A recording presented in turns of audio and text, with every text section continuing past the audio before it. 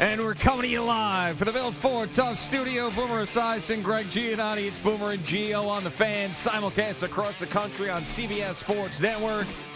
And wherever you are in the free Odyssey app. Good Thursday morning already. Off to a fun, crazy start on this Thursday morning. And yesterday was one of these bombshell days. 2024 off to an unbelievable, shocking start in the world of football. And yesterday, one of the most surprising days and one of the biggest news days in coaching, in football coaching history. I can confidently say that this was one of the most surprising days in the history of coaching in football, as two of the best who have ever done it, Pete Carroll and Nick Saban, shocking the sports world. One getting fired, essentially, and a mutual parting of the ways my ass. It seems like Pete Carroll was sort of shuffled out the door in a respectful way by the Seahawks, and then Nick Saban said, enough. I'm the greatest to ever do it. I can't deal with this portal stuff anymore. I'm going to be making a lot of money. I've already made a lot of money. I have had it. And this was the talk of everything. And it's amazing that there was a bigger story than Pete Carroll, another bomb that dropped later in the day.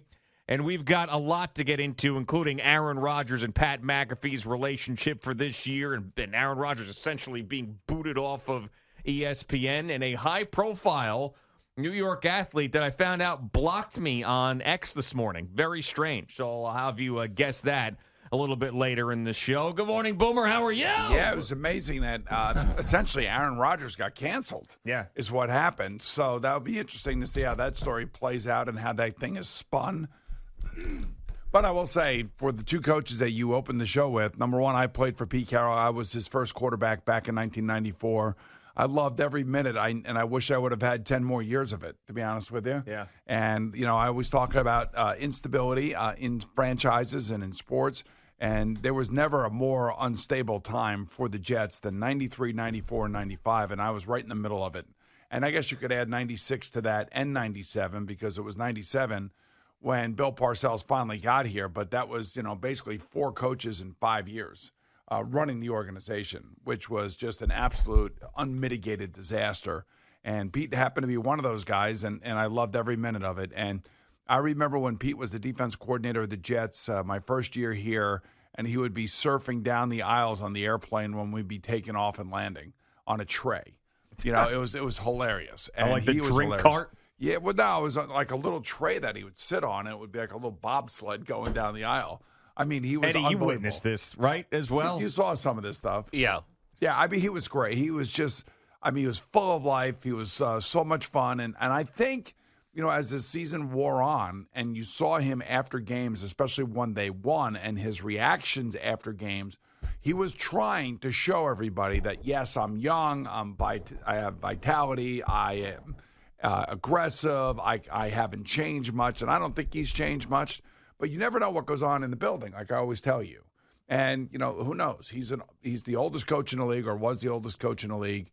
And you just never know what other people are seeing or how other people are feeling, or whether or not internally they felt like it was getting stale. And maybe they have their eye on somebody that they don't want to lose, you know, whether it could be any number of people. But it was a sad day for me when I saw that. I got to tell you that, because I know he wanted to continue to coach, but I think he still may, right? Well, I don't see anybody going down that road. Really? I could also see him staying in the front office in some capacity. I don't know. Listening to him yesterday, it sounds like he wants to coach somewhere, and I would think that these owners seeing Pete Carroll, and you got to throw the age out the window for Pete Carroll. He is not his age. I know it doesn't come across that way. And he wants to do it. I'm thinking he's going to be coaching somewhere else next year. That's what it sounded like to me. And if you are an owner, I would really go after Pete Carroll and get at least 3 years out of him. I mean, that would be my well, I don't know if it's my first choice yet, because I have no idea what Jim Harbaugh and Bill Belichick are doing, but he's right up there if he wants to coach. I mean, that is a gift from the coaching gods if you are an owner, that Pete Carroll is available and still wanting to coach. Yeah, well, listen, I have nothing but the utmost respect for him, and I've always loved covering him. His teams are always prepared. They don't always win, but, he did win a Super Bowl. He lost the Super Bowl, of course. The Marshawn Lynch non-call, the whole thing. I just think that it was shocking for sure. So that means there's something else going on that, we're not going to be privy to. But that was unbelievable. Now, as far as Nick Saban is concerned, look, I don't blame him. I mean, this transfer portal, these kids coming out of high school, the amount of money they want, their parents, just the idiocy of it all, the unregulated nature of it. Who the hell wants to deal with this crap? He would always have the heavy hand because he was the Alabama coach, and they would always have, I would say, an advantage over most of the rivals that they have to deal with, the Michigans, Ohio States, LSUs, Auburns, Alabama. I guess Texas is in that boat now. You would say Oklahoma is probably a pretty good recruiting place. UCLA, USC is probably about 15 to 20 teams where you're really digging in. Florida State, where you have to fight for every inch. And then you get a player in, you develop him after 2 years. Next thing you know, he's in a transfer portal, and somebody like LSU's offering him $1 million after you've done all the work. So I don't know. I don't blame him for retiring at all. That does not shock me. Hopefully there's no health concern associated with this, but given what college football and college basketball have turned into right now, I would want to get the hell far away from it as I possibly can. This is why I still think Jim Harbaugh very much is going to be in play in the NFL. Oh, absolutely. I think the NIL has driven 3 of the best coaches in college football and basketball out of the game. Jay Wright, Nick Saban, Jim Harbaugh. And I think all 3 of those guys in college football and basketball would be still coaching if it weren't for NIL. There was another guy, too, Mike Krzyzewski. And Mike told me that as I interviewed him, and he was telling me just how and that was at the beginning of the NIL, like when it was first starting. And he goes, I have no idea where this is going. And now we have collectives for the universities. I know the University of Maryland has a collective, and it's put together by a bunch of alumni. It's always the same alumni, always the same people that put the money into it. And they love the school. They love the sports aspect of it. But, I still resist that. I'll give money for other reasons. But I will not give money to that. I will not pay a player a dime to go to the school that I loved and try to recreate the memories that I took from there and also graduated with. Yeah, Roy Williams, another one. I mean, if you think about it, these guys are like, okay, this is enough. I can't operate in this world. I don't want to operate in this world. And I'm happy with my career and the money that I've made. I mean, really, this new landscape of college football is retiring the greats earlier than they probably thought that they were going to retire. And I don't blame any of them. It's not like they have anything. All those guys don't have anything left to prove. Every single name that I mentioned that drove out, I mean, they won plenty of championships. They are the greats in the game, and their legacies are cemented. And they're like, well, I don't want to deal with this crap. I mean, this is not what I ever thought was going to be what I had to deal with. And just think about how much responsibility and all the stuff that you had to do prior to this NIL. Now you got to keep tabs on the money that these guys are making, how that affects their lives, all the people and the Klingons around them. I mean, and if you're Mike Krzyzewski, Nick Saban, Jay Wright, any of these guys, like, screw this. I mean, I'm making – Nick Saban's making, I don't know, what, $10, $15 million a year, whatever it was. I would think with commercials and everything else, he's probably approaching $20 million. And he probably has bonuses that are tied to college football playoff performances and, of course, the national championship. So he's probably made a couple $100 million over the years. And, he is in his 70s, and maybe he wants to enjoy his life a little bit more. Maybe he'll do some TV. Who knows? Jay Wright's doing TV now. I think he looks so much more relaxed, by the way. I would just think that great-looking guy. Jay Wright. I just think that this NIL transfer portal, the nonsense that you deal with, high school kids have agents now. I mean, people have no idea really what's going on. And they hired the former mayor, the NCAA hired the former governor, I should say, of Massachusetts, a Republican governor, Baker. And the reason they hired him is because they need a political animal to lead the NCAA so they can get Congress involved in superseding all these different state laws and putting out regulations that every school must follow. But right now, it is the wild, wild west, and every state is different. Now, as we found out in COVID through our civics lesson, every state is different on how they handle this stuff. And, quite frankly, I loved my school. I loved everything about my school. Does my school legitimately have a shot at a national championship? In football? How about football or basketball? Well, basketball, I believe, is a little bit easier to get there right now. You don't have as many players, but let me just tell you something. Well, and also guys can leave after 1 year in basketball where that doesn't happen in football. So you could get a team that sticks together for 4 years, and then they've got a bunch of seniors or 5 years, and then they could beat some of the teams that are loaded. So when Kansas basically comes and offers $1 million to our center, and he leaves and he goes to Kansas. Dude, if UConn can win a national championship in basketball, Maryland can too. Yeah, I look, I love the coach, and but I don't know if he'll be able to do it. The other thing too is that I know for a fact that there was a Maryland game going against the team. I think it was Ohio State. After the game, a coach for Ohio State comes up to a Maryland kid, says, you should really think about going into the portal. Kid goes into the portal. Ohio State makes him an offer. Alabama ends up with him because they double the offer. And, and here's Mike Loxley, our coach at Maryland, who's trying to develop these kids, trying to make them go to school, trying to do all the right things. And I'm not saying he does all the right things. I'm not, my head is not in the sand. But trying to actually win games and be competitive and does not nearly. I mean, he has a great facility. The facility is awesome. It's the Under Armour Performance Center. It's just, it's gorgeous. But at the end of the day, they don't have the pool and the deep pool of money that, the SEC schools have and a lot of the Big Ten schools have. Yeah. And now you've got guys available to desperate owners in the NFL. And Nick Saban's not going to be one of those guys. He's not going to go to the NFL. I believe he's just, he did his thing with the Dolphins for a couple of years. That is the end of that. But I think Pete Carroll wants to coach. I think Jim Harbaugh is going to go to the NFL. And if you are one of these teams that fired your coach and is looking for that big splash hire, and I think Mark Davis should keep Antonio Pierce there, but I don't think he will. All the reports are he wants a star, and he's got stars available to him, meaning Mike Vrabel, Pete Carroll, and Jim Harbaugh, and potentially Bill Belichick. So I think one of those guys ends up in Vegas. But they're going to try to recreate the Patriot way again in Vegas?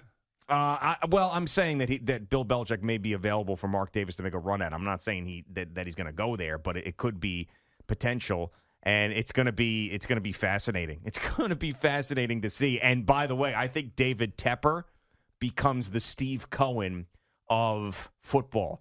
No one wants to go there, but they're going to use him to drive up the price for the organizations that people actually want to coach.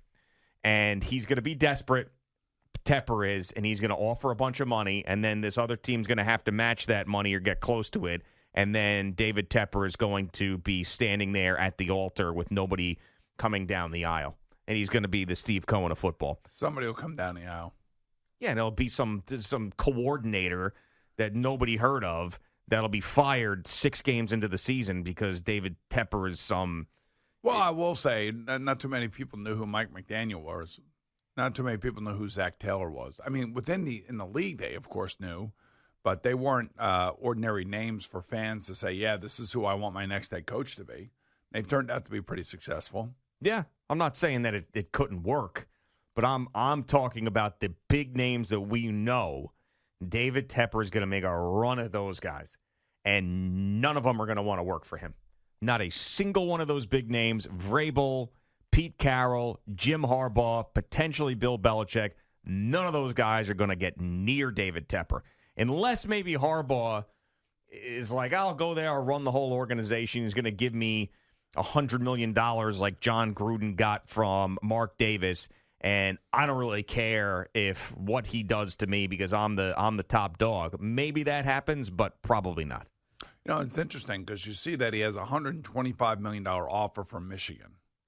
So is that the starting spot for him, or do you think that like 6 years, like $15 million is the starting area? I don't know. I can't. These coaching contracts are not like these player contracts. You don't really know what they're making. Like, nobody really knows how much Bill Belichick is making. So I'm not sure. But whatever it is, it's going to be massive, and it's going to come with there's two guys, and now Pete Carroll might be another one, but there's two guys out there that are going to want complete control. And that's the only way they're going to want to operate. And that's Belichick and Harbaugh. And they're impossible to have somebody above them as well. They're not going to want that. I have to say that Adam Schefter was right when he said there was going to be a bloodletting. And I don't know if we're over. I don't think it's done yet. I mean, who would have thought Seattle and Tennessee, maybe I could see that late in the year there were rumblings. Seattle, this came out of nowhere. It did. I mean, so now all of a sudden, what are we up to, 7 openings? I believe so. That's that. So are there going to be a couple more? Didn't they say like between 7 and 10? I think that was the report that they expected about 7 to 10 openings in the NFL. It's unbelievable. It is unbelievable. Yeah, and I mean the Vrabel and Pete Carroll ones were, shocking. The Pete Carroll one was completely nutso. And Alabama, obviously, huge. And the next guy that goes there, that is going to be fascinating, too. Pretty big shoes to fill. I wonder if he has somebody on his staff that could have taken over. I guess Bill O'Brien could have taken over when he was there, but then he left to go back to New England, and that thing fell flat on its face. Yeah. Bill O'Brien was good when he was at Penn State before he went back to Houston. Absolutely. I kind of feel like he wants to stay. Like if you are a coach, the NFL's the best place to be now because of that, the nil in the transfer portal. Oh, man, could you imagine that? That is a 24/7, 365 recruiting process, and who decides who gets how much money? It's unbelievable. It is completely out of control. Yeah. And I hate this take when people are like, oh, you don't want to follow the great ones, or, that's so much pressure and big shoes to fill, and I wouldn't want to take that job and be the first one after Saban. Stop. Have confidence in yourself. Take the job. If you're running in the other direction, I don't want that guy anyway. That's what I say. Seriously. Step in, do the job. Do it. And not only, follow in the footsteps, but blow it out of the water. Yeah, anybody who's like, oh. You make a name for yourself, right, Al? Oh, absolutely. Yeah. The random check to Al in the open is like a staple. I just want to make sure he's paying attention. That's all. You caught us. I never know. I saw him. He's over in there and he's wobbling and he's looking around. I'm not sure he's paying attention to what we're talking about. Eddie was very curious about your sweater you're wearing today. He likes it, but was wondering. Seemed like a bunch of Like, is this a dog head? Is it a sword? An iron cross. It's called this little is that Grayson? wolf head. This wolf head is a Grayson head. Okay. So that's the manufacturer of the sweater. Yeah. There's the G in the middle. I thought G was for Gucci. The rune G. He's not wearing a Gucci. Iron cross. And is that cross swords or something? No, it's a golfing, clothing company. Oh, it's a golf thing. I see. Yeah. Yeah. Why, you don't like it, or you like it? No, I do like it. Oh, thank you very much. I appreciate that. He actually said he would wear that. No, he wouldn't. Well, you're not I would. Eddie, you haven't worn anything but a T-shirt that you tuck into your pants ever since 2005. I'll break out a hoodie every once in a while. I don't see that. The ugly duckling hoodie we wore that time. Yes, you wore that. And then there was another BEF event hoodie that we wore one time. You have a lot of BEF stuff. Yes. One time. I honestly have not seen you with a hood that's not a jacket over your T-shirt in I don't know how long. And by the way, he still wears the BEF jacket that I gave him it's like 15 the years best ago. Jacket ever. It is. I actually got the zipper repaired because I didn't want to lose the jacket. Quality, Eddie. It Quality. Yeah, no loose ends. No loose ends. Quality. By the way, where's my printer? Actually, I got an email yesterday. It's been replaced. The ink has been replaced. You have new ink in there. Now, why wouldn't you tell me that? Why would I have to ask you? I just wanted to. Because I wanted to print something this morning, and I said, I don't have the new ink yet. I got this late yesterday afternoon, and I thought, I'll tell Boomer in the morning, and then I forgot. And then I also thought, why don't you send me a text? I also thought maybe the guy left like a note. Hey, Booms, printer's good to go. Something cool, like a. Yeah, no, I didn't get. Hey, Booms, the printer's good to go. Nothing. No. So somebody went in there, unlocked his door, and they have a key. Nothing in there. reinstalled the new The ink. only one that's ever taken anything out of there is Pat Boyle. Yeah. He's the only one. Well, that you know of. I know where everything is. I know exactly how much stuff I have in the refrigerator. I know what's in there. Did you get, speaking of, because I know you got a couple of those little airplane bottles of Casamigos. Yeah, I got them. Did you get the espresso martini Happy New kit? Year? Yeah, the that Happy thing New was Year one. Awesome. I was like, Was that a great gift? That or was what? that was tremendous. So, Casamigos sent us Happy New Year gifts, and it came in 2 big boxes. The first box was a little bit thinner than the bottom box. You open it up. There's these little airplane bottles of Casamigos. There are 2 martini glasses. A shaker. Beautiful shaker. And then there was also like some coffee beans or espresso beans. Yeah, that you could put in once you're done. You do the 3 little beans. And then there was a second box, and you open the second box up, and it was an espresso maker. So this is now for the martini espressos. with Espresso Casamigos. martinis with Yeah. Casamigos. Woo! That was awesome. That was so that cool. is one of the nicest gifts I think I've ever gotten. And the box was cool. And I put it up on my Instagram if you want to see it. I did a story on it, GOWFAN, so you can take a look at it. I didn't take a picture of the Nespresso machine, but the espresso martini. That's a big thing now, the espresso martini with tequila. It is. Very big. That's what I'm doing this weekend. Guaranteed. All right, Boomer and Gio on the Fan and CBS Sports Network. Jerry gets in here in just a couple of minutes.